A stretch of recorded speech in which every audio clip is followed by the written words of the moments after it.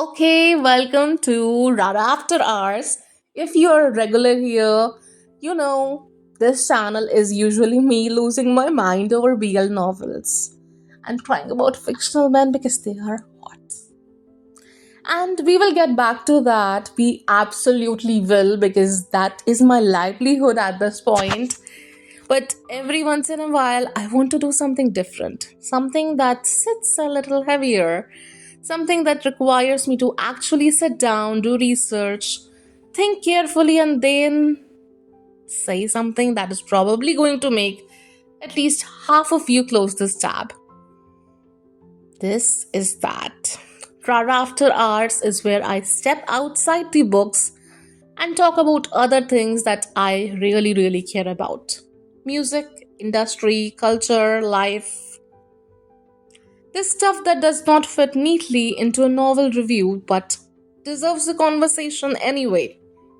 And today's conversation is, I'm going to be honest with you, one I have been nervous about because I am an army, have been one for years, around 9 to 10 years at this point, and BTS changed something for me in a way that is very hard to explain to someone who has not experienced it. Especially, I'm not talking about new army fans. I'm talking about back in the day, back in around 7 to 8 or 9 or 10 years ago when BTS was not this famous. It was an experience. And I'm also a Blink.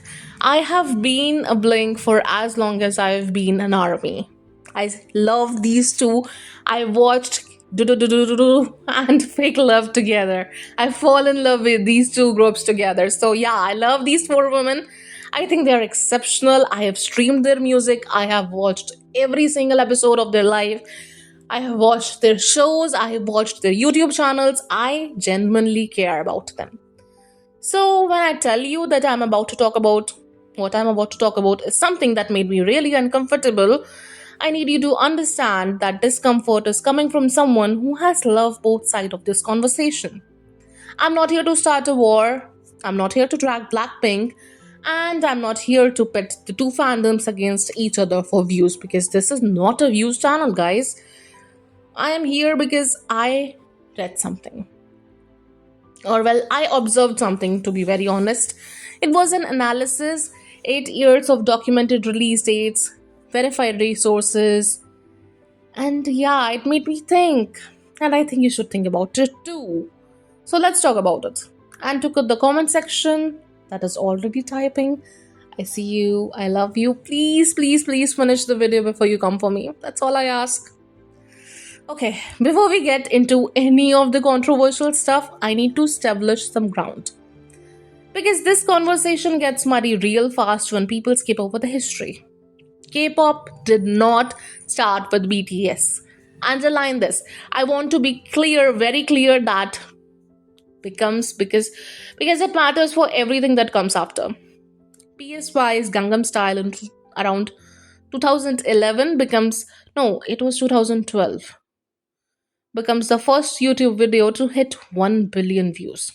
Big Bang had an international fan base and were headlining festivals in multiple countries years before BTS had their first domestic hit. The Wonder Girls started on the Billboard Hot 100 in 2009.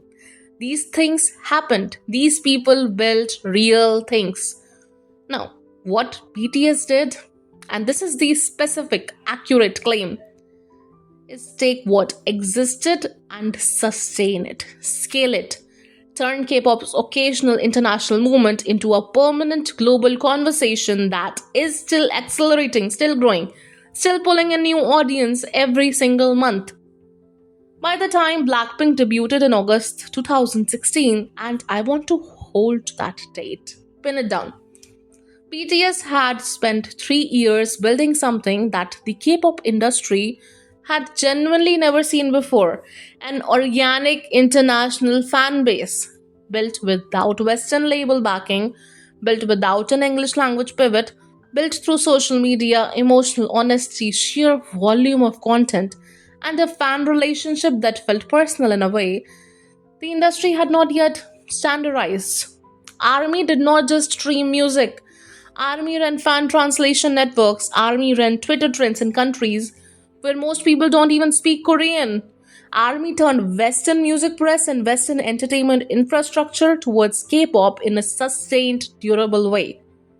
And when Blackpink dropped Square One on August 8, 2016, they stepped into a media environment that was already warm, already paying attention, already predisposed to receive K pop in a way that it did not 3 years earlier.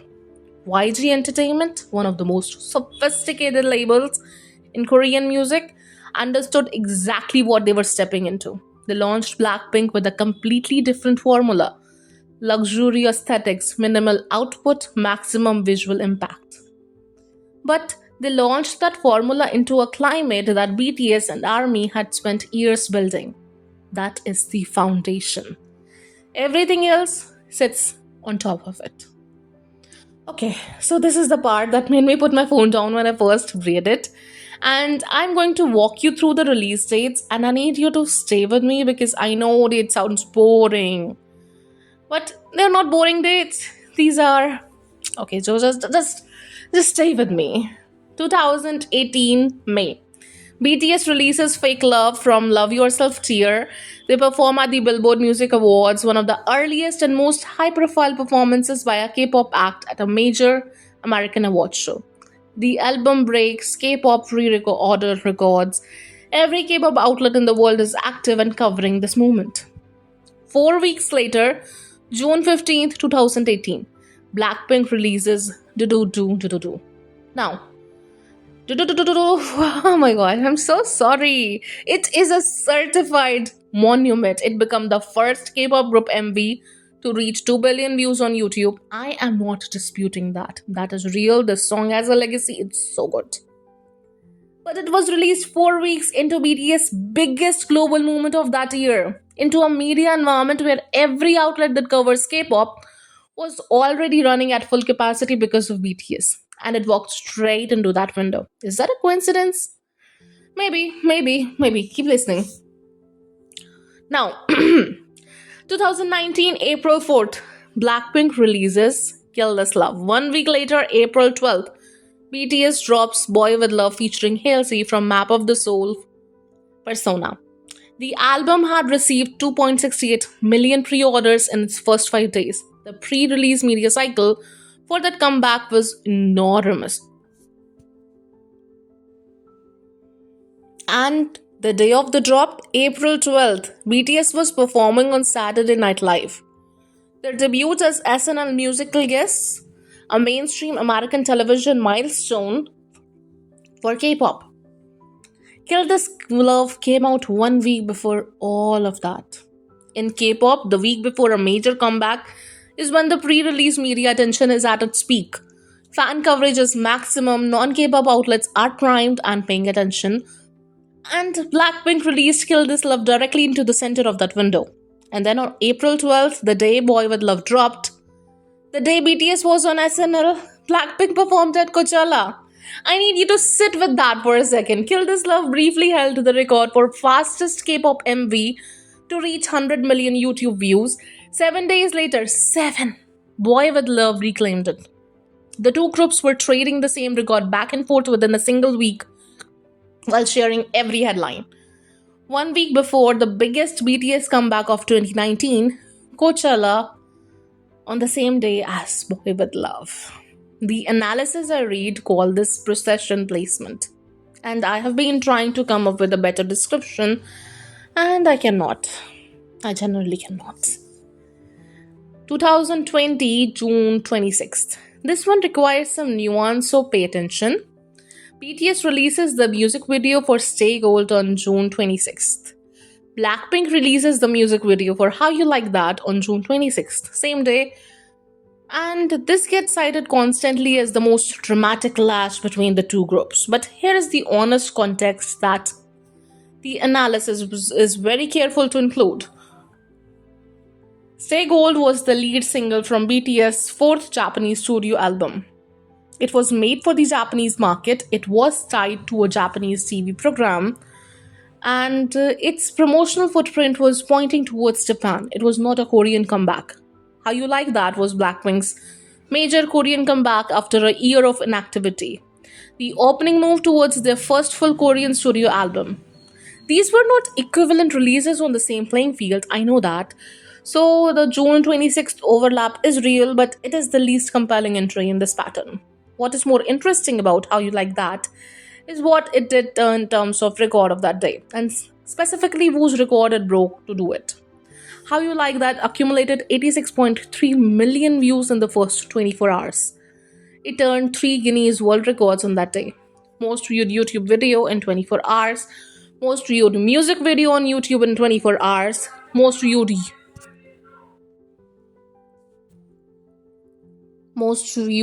YouTube music video in 24 hours by a K-pop group. The previous holder of the headline YouTube 24-hour record, BTS. Boy With Luv, 74.6 million views. The previous holder for most views at YouTube Premiere, BTS, on 1.54 million concurrent viewers. The record, How You Like That, broke that made the front page of every K-pop outlet were specifically BTS records. And that matters not because it diminishes what Blackpink did, but because Blackpink break records previously held by BTS. Writes a headline in a way that Blackpink break records just does not. It pulls in coverage, it pulls in readers who follow BTS but might not follow Blackpink.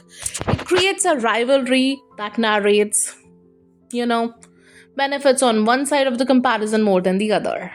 Now, August 21st, 2020, BTS drops Dynamite. Their first English language single, it debuts at number 1 on the Billboard Hot 100. First K-pop song to do so. K-pop history is made. Yes, it is a wonderful song. Now, August 28th, 2020, 7 days later, what is with the week gap? Blackpink releases Ice Cream featuring Selena Gomez.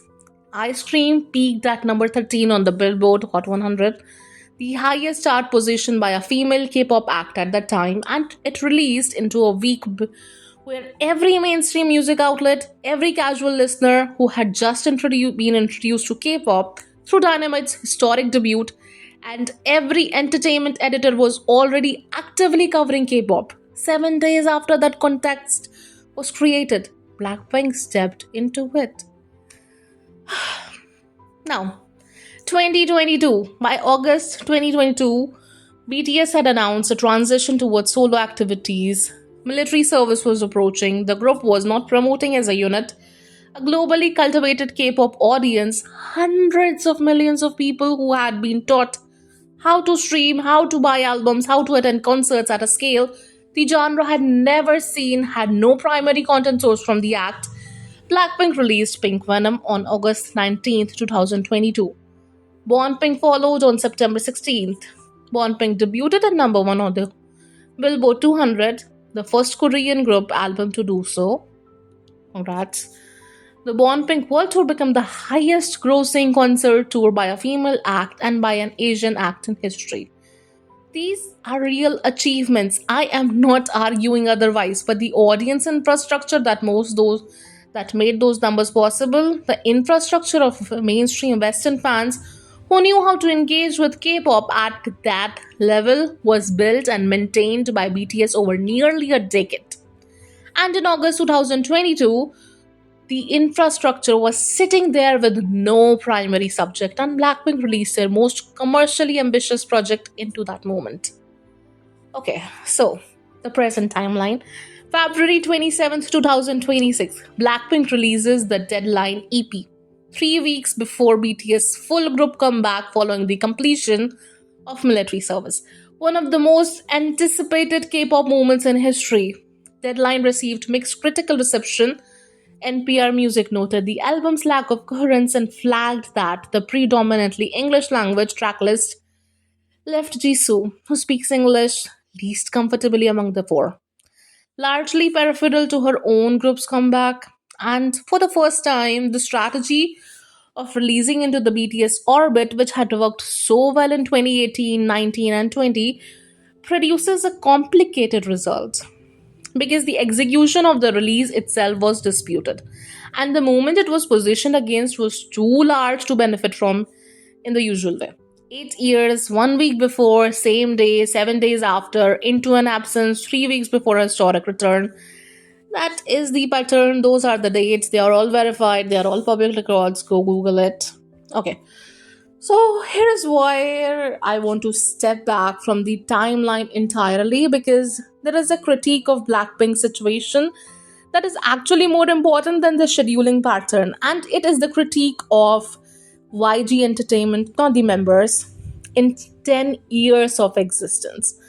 Blackpink have released two Korean studio albums and four Korean EPs. Two studio albums in a decade. In the same period, BTS released nine studio albums. Nine, my god. Four compilation projects plus individual member output across the entire timeline. The comparison matters because Blackpink's positioning as the world's biggest girl group rests on the remarkably thin material. Their first full Korean studio album, the album came out 4 years into their career. Born Ping arrived 2 years after that. Deadline came 3.5 years later. Between Korean comebacks, Blackpink has frequently gone a year or more without releasing any Korean music at all. This is not an accident. This is YG's management philosophy. Treat Blackpink like a luxury brand. Releases rarely, make each release an event of sorts. The strategy has worked commercially. It has made each comeback feels like an occasion. But it also meant that Blackpink, unlike virtually every peer act at their level, has never had the opportunity to take real risk. Fail modestly, recover, grow from that failure.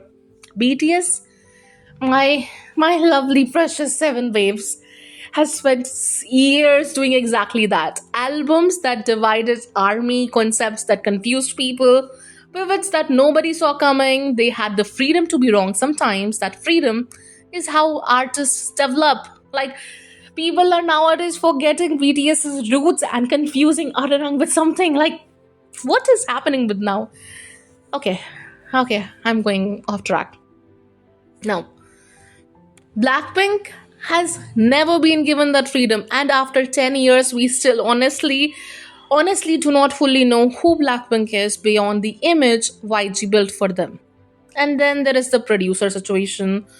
I think everybody's aware of that. Virtually every Blackpink releases that matters. Bumbaya, Ddu-Du Ddu-Du, Kill This Love, How You Like That, Ice Stream, Pink Venom, Shutdown. They were all produced by one single man, Terry Park. One producer across a decade. Terry Park is genuinely one of the best K-pop producers of his generation. This is not a criticism of his talent, by the way, but single producer dependency for an entire group's discography means that the sound is always filtered through one creative gatekeeper, and it is very much reflected in their songs. BTS members have held writing and producing credits since their debut. RM, Suga, J-Hope, they shaped the group's sound in ways that are very personal and traceable. Blackpink members had very minimal authorship over their own music for most of their career. Deadline in 26 showed more member involvement in the writing process. The critical reception was kind of mixed, whether that's because the shift came too late after years of creative distance, or because the execution needed more refinement, or both, I don't know. But the fact that more creative involvement after 10 years was treated as notable news tells you something about how little of it there had been before. And then there is the individual talent situation. Because here is the irony that the post-Born Pink era exposed each member's individual commercial power might actually be bigger than what the group format demands of them. Lisa's Rockstar in 2024 was a genuine global mega hit. Rosa's APT with Bruno Mars in 2024 was inescapable. Jennie's solo profile and fashion industry presence are enormous. Jisoo built a whole parallel career in Korean drama acting, and I stan her because she's an amazing actress. Now, YG's management model produces four members with individual career large enough to be headlines, and then assembles them periodically for group releases. that the label controls and that sometimes feel like they interrupt individual trajectories rather than advancing a collective artistic vision. That is the real critique, not the scheduling. The scheduling is an industry strategy. The real critique is what YG did or didn't do with four exceptionally talented women over 10 years. I need to be very clear about something before we go any further. The whole conversation, none of it means Blackpink's achievements are not real. So let me just say what they are, their achievements. Born Pink debuted at number one on the Billboard 200, the first Korean group album to do that. Real album purchases, real streaming numbers, a real fan base, physical products in a market that does not typically engage with K-pop at that volume. Ddu-Du Ddu-Du has 2 billion YouTube views. You cannot fake 2 billion views over time. That is an organic, ongoing appeal. People keep going back to that song. That is real because that song is genuinely very good. Everything about that song is good. Like, I can make an entire video about that song. Blackpink becoming the first Asian act to headline Coachella in 2023. The headlining shot slot top of the bill, that is a genuine cultural milestone. No K-pop group, including BTS, has embedded themselves into the global luxury fashion ecosystem the way Blackpink has. Jennie with Chanel, Rose with Saint Laurent, Tiffany, Jisoo with Dior, Lisa with Celine and Bulgari. These relationships were earned through individual presence and influence. They were not given. The Born Pink World Tour is the highest grossing concert tour by a female group and by an Asian act in recorded history. The audience showed up. The money was real. The infrastructure to pull off globally is enormous, and Blackpink delivered it. Blackpink is the most streamed female group on Spotify globally. Their cloth catalog has streaming longevity that outlasts the promotional cycles, which means people are going back to the music because they want to, not just because something new dropped. These are not small things, they are a decade of real, documented, verifiable achievements. The argument being made in the analysis and what I'm presenting to you today is not that Blackpink's success is borrowed or fabricated or illegitimate, it is that the context in which they built that success includes structural advantages that deserve honest accounting. You can hold both of these things at the same time. I am asking you to do that. Here is the thing I keep coming back to. The most paramelous explanation for the pattern, the cleanest, simplest explanation that fills all the data is not conspiracy. It is not that YG or Hype are in some sort of covert war.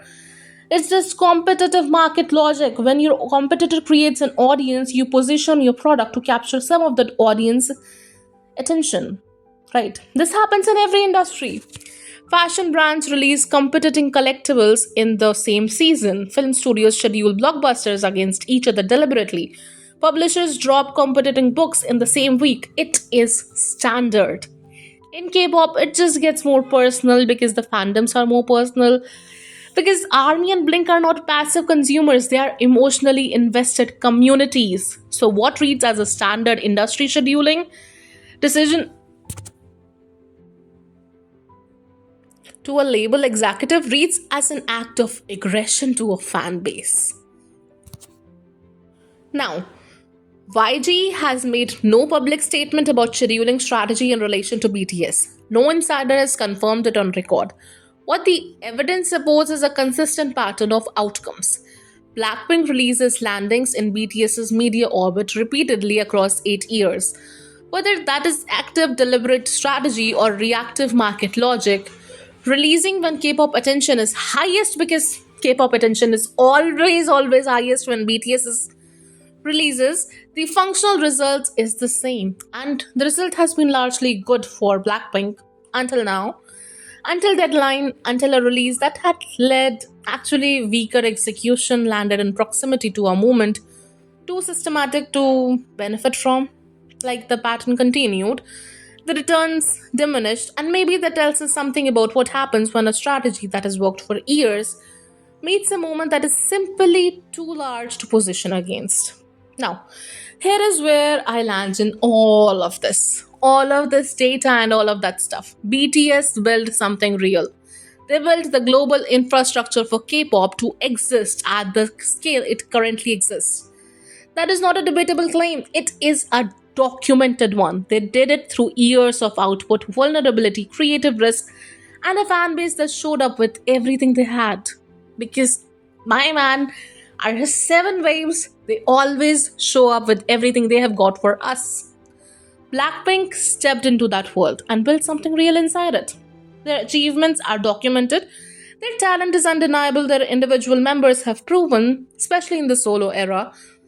We can make another video about the solo era if you want. Now, that they are capable of far more than what a decade of YG management allowed them to do or to show.